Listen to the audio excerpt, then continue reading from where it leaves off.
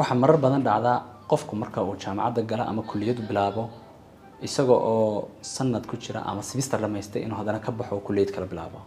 taas ay sabab tahay doorashadiisa hore ee kulliyada ama faculty-ka uu dhiganayo jaamacadda inaan wax sawir ka haysan isku day inta aan jaamacadda bilaabin inaad taqaanid horta waxaad jeceshahay hobbigaagu muxuu yahay maxay naftaadu ay raali ku tahay oo isleedahay waad ku fiicnaanaysaa oo baran karta markaad xaqiijiso hobbigaaga iyo dookhaaga waxbarasho waxa uu yahay iyo fiilka doonayso inaad tagto kadib la tasho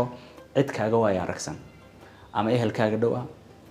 ama cid jaamacadda hore ugu jirtay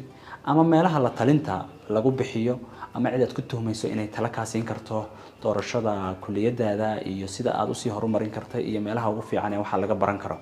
taas waxay ka baajin kartaa in jaamacadda adiga oo bilaabay kadib hadana aad kulliyad kale uga wareegto waana muhiim inta aad jaamacadda bilaabin inaad taqaano waxa aad doonaysid inaad baranaysid ee aanad u baranin hebel ama heblaaya halka gashay ama halkaas loo badan yahay ee ay noqoto wax aad isleedahay adigu waxaad jeceshahay oo ku fiican tahay talana aad u doonatay ama council cid kaasiisa ma aragtay ku council garayso oo kula talisana aad weydiisay